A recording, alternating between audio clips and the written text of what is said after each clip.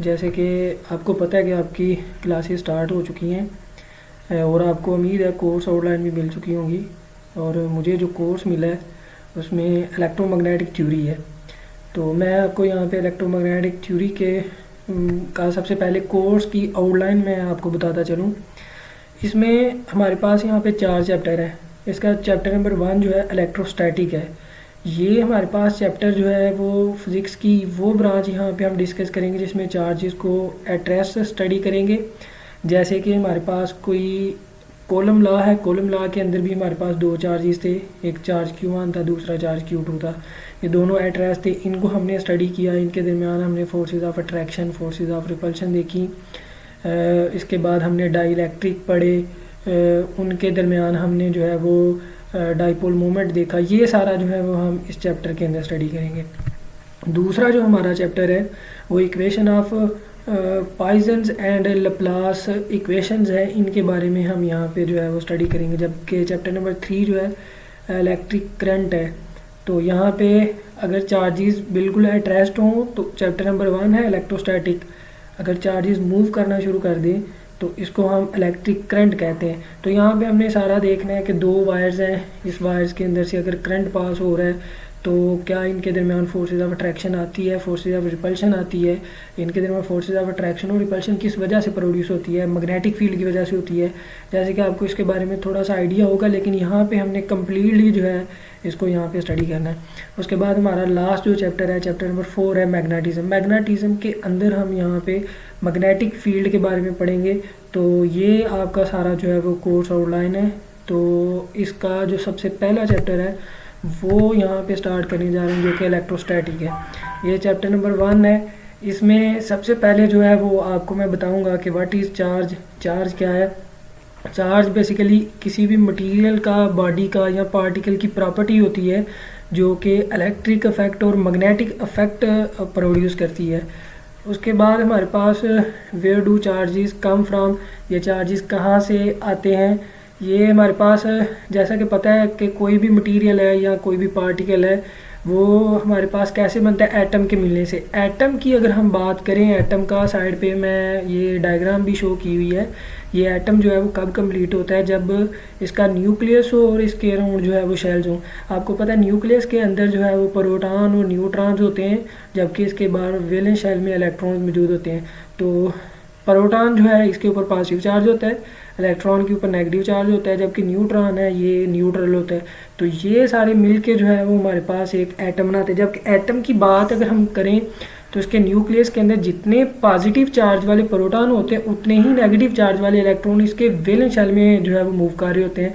तो चार्जेस जो है इनको हम ऐड कर सकते हैं। अगर हम इनको ऐड करेंगे तो पॉजिटिव और नेगेटिव चार्ज जो है इक्वल हैं, तो इनको ऐड करने से हमारे पास 0 जो है वो चार्ज है, इस वजह से इसको हम न्यूट्रल कहते हैं।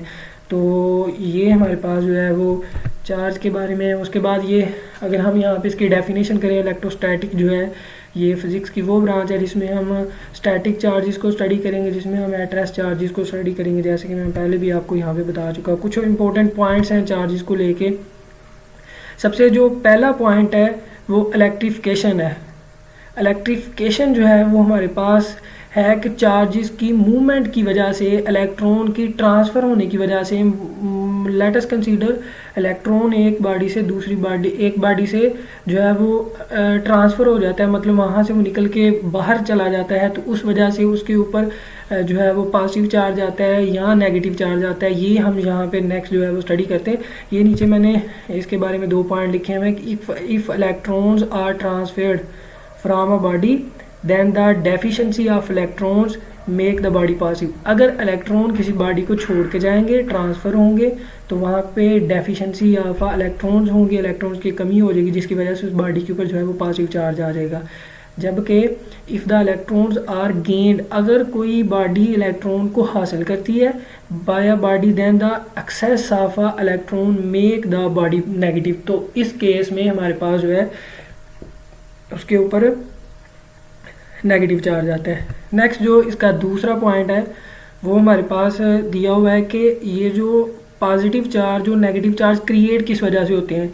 तो यहाँ पे नेक्स्ट पॉइंट में लिखा हुआ है कि if the two bodies are following listed are rubbed then the body appearing early in the list is positively charged whereas the latter as negative charge. अगर हम किसी, नीचे मैंने एक टेबल दिया हुआ है नेक्स्ट अगली स्लाइड में, वो आपको मैं भी बताता हूँ कि जब कभी हमारे पास कोई दो बॉडीज उनको आपस में रब करते हैं तो चार्जेस की ट्रांसफ़र होते हैं, चार्ज एक बॉडी से दूसरी बॉडी में शिफ्ट होते हैं, तो इस तरह से उनके ऊपर पॉजिटिव और नेगेटिव चार्ज जो है वो अपीयर होते हैं। तो मतलब रबिंग एक ऐसा प्रोसेस है जिसमें चार्जेस की ट्रांसफ़र होते हैं, चार्जेस की बॉडीज़ के ऊपर पॉजिटिव चार्ज और नेगेटिव चार्ज होता है। नीचे मैंने इनकी कुछ एग्जांपल दी हुई हैं, ग्लास है, सिल्क है, ह्यूमन बॉडी है, कॉटन है, वुड है, सीलिंग वैक्स है एंड रबर है, और जो ह्यूमन हेयर्स हैं इनको भी रब करने से जो पॉजिटिव और नेगेटिव चार्ज जो है उनकी ट्रांसफ़र होते हैं, इसकी वजह से बॉडी के ऊपर पॉजिटिव नेगेटिव चार्ज आता है। जैसे कि ये सिंपल बात है, इसको हम पहले भी पिछली क्लास में भी जो है वो पढ़ के आ चुके हैं, लेकिन ये चूँकि इसके एक इम्पोर्टेंट पॉइंट में आता है, इस वजह से मैं यहाँ पे इसको डिस्कस कर रहा हूँ। नेक्स्ट यहाँ पे मैंने टेबल दिया, दो मैंने यहाँ पे कॉलम बनाए हुए हैं। कॉलम 1 के ऊपर जो है वो पॉजिटिव चार्ज है, जबकि कॉलम 2 जो है इसमें नेगेटिव चार्ज। मतलब हम जब भी दो बॉडीज़ को आपस में रब करते हैं तो एक के ऊपर मस्ट है कि पॉजिटिव चार्ज आएगा, दूसरी के ऊपर मस्ट है कि नेगेटिव चार्ज आएगा। अगर हम यहाँ पे देखें तो ग्लास और सिल्क को अगर हम रब करते हैं तो ग्लास के ऊपर पॉजिटिव चार्ज आएगा, जबकि सिल्क के ऊपर जो है वो नेगेटिव चार्ज आएगा। अगर हम वूल और रबड़ को आपस में रब करते हैं तो वूल के ऊपर पॉजिटिव चार्ज आएगा, जबकि रबड़ के ऊपर नेगेटिव चार्ज आएगा। अगर हम इबनॉइट और पॉलीथीन इन दोनों को रब करें आपस में तो यहाँ पे इबनॉइट के ऊपर पॉजिटिव चार्ज, जबकि पॉलीथीन के ऊपर नेगेटिव चार्ज आएगा।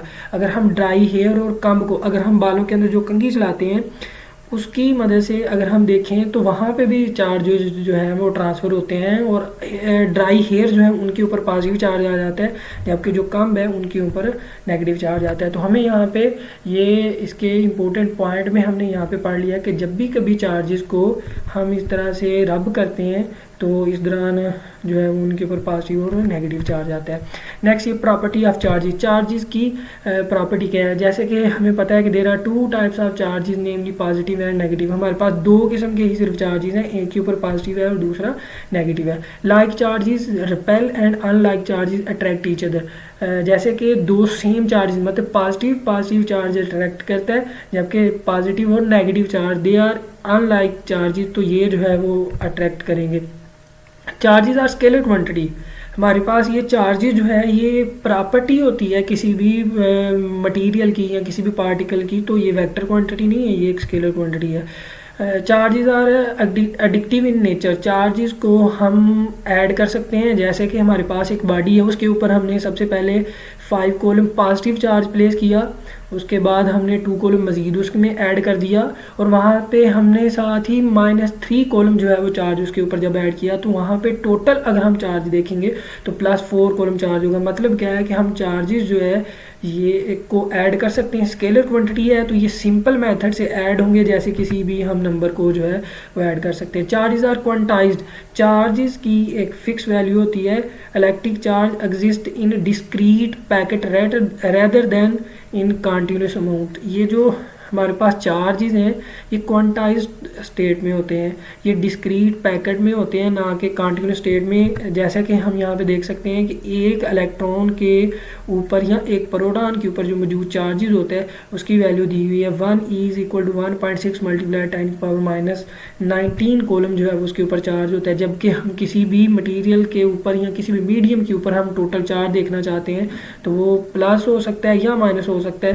= अगर हम यहाँ पे देखें n उसका टोटल नंबर ऑफ चार्जेस है और e उसमें मौजूद जो है वो एक चार्ज के ऊपर जो है वो उसका चार्ज की वैल्यू जो कि हमने यहाँ पे दी हुई है। अगर हमारे पास जो है वो एक चार्ज है तो n की वैल्यू यहाँ पे 1 लगाएंगे तो हमारे पास 1 ही चार्ज होगा, अगर 2 है तो वहाँ पे लगाएंगे। तो इसका मतलब ये जो इक्वेशन है ये हमें यहाँ पे बताती है कि चार्ज हमारे पास क्वांटाइज्ड जो है इस फॉर्म में होते हैं। नेक्स्ट हमारे पास चार्ज इज कंजर्व्ड। चार्ज जो है वो कंजर्व्ड रहते हैं अगर हम अलजेब्रिक सम उनका करते हैं, जैसे कि एक पॉजिटिव चार्ज है और एक नेगेटिव चार्ज है, इनका हम अलजेब्रिक सम करते हैं तो हमारे पास इसका रिजल्ट एक कांस्टेंट आता है और मतलब 0 आता है। हम एक इलेक्ट्रॉन के चार्ज को और एक प्रोटॉन के चार्ज को ऐड करेंगे तो हमारे पास ज़ीरो आएगा। ज़ीरो इज़ अ नंबर, इस वजह से इसको जो है वो रिमेन कांस्टेंट हम कह सकते हैं। नीचे यहाँ पे एग्जांपल दी हुई है कि when a glass rod is rubbed with silk, जब कभी हम ग्लास रॉड को सिल्क के साथ रब करते हैं, negative charge appear on the silk and an equal amount of positive charge appear on the glass rod. जैसे ही हम इन दोनों को रब करते हैं तो जितना पॉजिटिव चार्ज जो है वो ग्लास रॉड के ऊपर आएगा, उतना ही नेगेटिव चार्ज जो है वो हमारे पास सिल्क के ऊपर आएगा। अगर हम इन दोनों के चार्जेस को ऐड करते हैं तो हमारे पास चार्जेस जो है वो क्या रहते हैं, कंजर्व रहते हैं, उनकी वैल्यू एक सेम रहती है। The net charge on the glass silk system remain zero before and after rubbing, it does not change with velocity. मतलब क्या है कि जितना उसको रब करने से हमारे पास एक बॉडी के ऊपर पॉजिटिव चार्ज आता है, उतना ही दूसरी बॉडी के ऊपर नेगेटिव चार्ज आता है। अगर हम इनकी एडिशन लेते हैं तो हमारे पास दोनों चार्जेस का जो सम है वो ज़ीरो आएगा, और मतलब हम इनको स्पीड से रब करेंगे तब भी हमारे पास उनका रिजल्टेंट जो है, उनकी एडिशन जो है वो ज़ीरो आएगी। अगर हम उसको स्लोली उन दोनों को रब करेंगे तो तब भी हमारे पास उसकी उतनी ही वैल्यू आएगी। इलेक्ट्रोस्टैटिक के अंदर जो बहुत ही इंपॉर्टेंट एक टर्म है वो है कूलम्ब्स लॉ। कूलम्ब्स लॉ हमारे पास क्या है कि जब कभी हमारे पास दो चार्जेस हों, let us consider we have two charges Q1 and Q2, जब ये हमारे पास दो चार्जेस हैं, इन दोनों को हमने सेपरेट किया है r डिस्टेंस से। जब कभी दो चार्जेस हों, कूलम्ब एक साइंटिस्ट है जिसने सबसे फर्स्ट टाइम ऑब्जर्व किया था कि जब भी दो हमारे पास चार्जेस हों, चाहे वो इक्वल हों चाहे वो अनइक्वल हों, जब एक दूसरे के साथ हम उनको एक कांस्टेंट डिस्टेंस के साथ जो है वो उनको प्लेस कर देते हैं तो उनके दरमियान फोर्सेस ऑफ अट्रैक्शन या फोर्सेस ऑफ रिपल्शन जनरेट हो जाती है। वो फोर्सेस ऑफ अट्रैक्शन और फोर्सेस ऑफ रिपल्शन को जो उसने डिस्प्ले किया, उसने एक फार्मूले की हेल्प से किया। सबसे पहले इसकी स्टेटमेंट के ऊपर आज ये स्टेटमेंट लिखी हुई है कि जब कभी हमारे पास दो चार्जेस हैं, उन दोनों चार्जेस की जो प्रोडक्ट का मैग्नीट्यूड है वो फोर्स के डायरेक्टली प्रोपोर्शनल होता है। ये यहाँ पे आप देख सकते हैं, जो दोनों हमारे पास चार्जेस हैं, इन दोनों के मैग्नीट्यूड को अगर हम यहाँ पे मल्टीप्लाई करें तो वो फोर्स के डायरेक्टली प्रोपोर्शनल है, एंड इन दोनों के दरमियान जो डिस्टेंस है, जो सेपरेशन बिटवीन देम है, इसके स्केयर के इन्वर्सली प्रोपोर्शनल है। इसके फोर्स जो है, दोनों के दरमियान जो फोर्सेस है वो एक तो दोनों चार्जेस की जो मैग्नीट्यूड है इसकी प्रोडक्ट के डायरेक्टली प्रोपोर्शनल है, और दूसरी ये फोर्स जो है इसके जो डिस्टेंस है इसके स्केयर के इन्वर्सली प्रोपोर्शनल है। अगर हम इक्वेशन 1 और इक्वेशन 2 को दोनों को कंबाइन करते हैं तो हमारे पास इस तरह से इसको लिख सकते हैं। जब ये प्रोपोर्शनलिटी साइन को ख़त्म करें तो हमारे पास एक जो है वो कांस्टेंट आता है जिसको प्रोपोर्शनलिटी कांस्टेंट कहते हैं, और साथ ये इक्वेशन जो है वो एज इट आ जाती है। तो ये हमारे पास जो है वो कूलम्ब्स लॉ है। कूलम्ब्स लॉ के अंदर हम यहाँ पे देखें तो charge Q1 and charge Q2 दोनों जो है वो स्टैटिक हालत में है, तो इस वजह से इसको यहाँ पे मैंने समझा कि ये बेसिकली कोई आपका इसको इंट्रो के लिए मैं ये सबसे पहला जो है वो आपको टॉपिक दे रहा हूँ। तो ये जो है वो सबसे पहले आपका इंट्रो है इलेक्ट्रोस्टैटिक के बारे में। तो ये हमारे पास जो है वो, अगर यहाँ पे हम देखें strictly speaking, Coulomb's law is only applies on the electrostatic charge. ये सिर्फ और सिर्फ जो है इलेक्ट्रोस्टैटिक चार्जेस के लिए हम इसको अप्लाई कर सकते हैं। के जो है वो इलेक्ट्रोस्टैटिक फोर्स कांस्टेंट है, या जिसको कूलम्ब कांस्टेंट कहते हैं। अगर दोनों चार्जेस के दरमियान जो है वो वैक्यूम हो या एयर हो तो उस वक्त हमारे पास जो है इस कूलम्ब कांस्टेंट की या इलेक्ट्रोस्टैटिक फोर्स कांस्टेंट की वैल्यू 1/4 पाई एप्सिलॉन नॉट है, जबकि एप्सिलॉन नॉट हमारे पास परमिटिविटी ऑफ वैक्यूम है, परमिटिविटी ऑफ फ्री स्पेस है। इसकी value epsilon naught is equal to 8.854 multiply 10⁻12 force per newton per metre. इसके यूनिट यहाँ पे जो है वो गलत दिए हुए हैं, इसको आप यहाँ पे देख लीजिएगा। इसके यूनिट जो बनते हैं वो न्यूटन मीटर स्केयर पर कूलम्ब स्केयर जो है वो इसके यूनिट है, वो यहाँ पे गलत दिए हुए हैं। नेक्स्ट हमारे पास जो एक हेडिंग है वो है continuous charge distribution. It is use to consider the density of a charge distribution as we do for density of a solid, liquid और गैस। ये जो चार्ज डिस्ट्रीब्यूशन है, इसको चार्ज हमारे पास सॉलिड के ऊपर भी हो सकता है, चार्ज हमारे पास लिक्विड के ऊपर भी हो सकता है, चार्ज हमारे पास गैसेस के ऊपर भी हो सकता है। अब ये जो हमारे पास मटेरियल है जिनके ऊपर चार्ज आएगा, वो मटेरियल किस फॉर्म में है, इसको हम जो है वो स्टडी करते हैं। नीचे मैंने यहाँ पे जो है इसकी 3 बेसिक टाइप जो है वो दी हुई हैं कंटिन्यूस चार्ज डिस्ट्रीब्यूशन की। सबसे पहली जो इसकी टाइप है वो लीनियर चार्ज डिस्ट्रीब्यूशन है। लीनियर चार्ज डिस्ट्रीब्यूशन की डेफिनेशन क्या है यहाँ पे, सबसे पहले वो आप देख लीजिए। If the charge is distributed over the straight line or over the circumference of a circle or over the edge of a cubes, मतलब और भी इसकी एग्जांपल हो सकती है। Then the distribution is called a linear charge distribution. जब कभी हमारे पास कोई लीनियर रॉड हो, लीनियर स्ट्रेट लाइन हो, या हमारे पास कोई सिलेंडर हो, उसके ऊपर जो हमने चार्ज डिस्ट्रीब्यूशन किया होता है उसकी अगर हम वहाँ पे लीनियर चार्ज डेंसिटी देखना चाहते हैं या कंटीन्यूअस चार्ज डिस्ट्रीब्यूशन देखना चाहते हैं तो उसको हम यहाँ पे स्पेशली नाम देंगे लीनियर चार्ज डेंसिटी का। लीनियर चार्ज डेंसिटी को हम यहाँ पे लैम्डा से डिनोट करते हैं। ये फिगर में अगर हम देखें तो ये हमारे पास जो है वो लीनियर चार्ज डेंसिटी एक हमारे पास रॉड है जिसके ऊपर हमने चार्ज को डिस्ट्रीब्यूट किया हुआ है, जिसकी लेंथ यहाँ पे 2L है। तो इसको यहाँ पे ऐसे जो है वो linear charge density lambda per unit length जो है वो यहाँ पे शो किया। इसका फार्मूला अगर आप देखें DQ ये स्मॉलेस्ट जो है वो चार्ज है और DL जो है वो लेंथ है। मतलब अगर हम किसी भी लीनियर चार्ज जो हमारे पास एलिमेंट है उसके अगर हम यहाँ पे लेंथ लें DL और इस DL लेंथ के ऊपर जो चार्ज होगा इसको DQ करेंगे, DQ लेंगे और इन दोनों की रेशो को हम यहाँ पे लीनियर चार्ज डेंसिटी कहते हैं। नेक्स्ट हमारे पास है सरफेस चार्ज डेंसिटी क्या है। If the charge is distributed over a surface area then the distribution is called a surface charge density. जब कभी हम किसी भी सरफेस एरिया के ऊपर चार्ज को डिस्ट्रीब्यूट करते हैं उसकी हम वहाँ पे डिस्ट्रीब्यूशन लेना चाहते हैं, चार्ज डिस्ट्रीब्यूशन लेना चाहते हैं तो उस वक्त लेट अस कंसीडर हमारे पास ये 2 प्लेट्स हैं। ऊपर वाली प्लेट के ऊपर लाइक का कैपेसिटर है, ऊपर वाली प्लेट 1 इसको नाम दिया हुआ है, इसके ऊपर चार्ज पॉजिटिव है। नीचे वाली प्लेट है इसको प्लेट 2 का नाम दिया है, इसके ऊपर जो है नेगेटिव चार्ज है। अगर हम यहाँ पे स्मॉलेस्ट एरिया लें जो कि हमारे पास DA एरिया है, इस DA एरिया के अंदर मौजूद जो चार्जेस होगा स्मॉल एरिया है तो इसके अंदर मौजूद चार्जेस जो है वो स्मॉल चार्जेस होगा। इसकी रेशो को अगर हम यहाँ पे लेते हैं तो हमारे पास सरफेस चार्ज डेंसिटी आती है। सरफेस चार्ज डेंसिटी जो है पॉजिटिव चार्ज होगा तो सरफेस चार्ज डेंसिटी पॉजिटिव आएगी, नेगेटिव चार्ज होगा सरफेस चार्ज डेंसिटी जो है वो नेगेटिव आएगी। हमारे पास यहाँ पे जो सरफेस चार्ज डेंसिटी है उसको यहाँ पे शो किया गया है और यहाँ पे इलेक्ट्रिक फील्ड ऑफ लाइन की हेल्प से इसको जो है वो यहाँ पे भी हम इसको एक्सप्लेन कर सकते हैं। नेक्स्ट हमारे पास जो थर्ड इसकी चार्ज है कंटीन्यूअस चार्ज डिस्ट्रीब्यूशन की, इसको कहते हैं volume charge distribution. Volume charge distribution इसकी definition, if the charge is distributed over a volume then this distribution is called a volume charge density. Let us consider ये हमारे पास कोई वॉल्यूम है, कोई बलून है, कोई स्फीयर है, इसके जो कि अंदर से बिल्कुल मतलब फील्ड है, इसके ऊपर अगर हम चार्ज डिस्ट्रीब्यूशन करते हैं तो इसके अंदर इसके ऊपर हमने इसके इनसाइड हमने स्मॉल वॉल्यूम लेना है। DV is a small volume. इस DV स्मॉल वॉल्यूम के अंदर मौजूद जो चार्ज होगा DQ चार्ज होगा, इसकी अगर हम यहाँ पे रेशो लेते हैं तब हमारे पास ये वॉल्यूम चार्ज डिस्ट्रीब्यूशन आता है। इसको हम यहाँ पे म्यू से डिनोट करते हैं।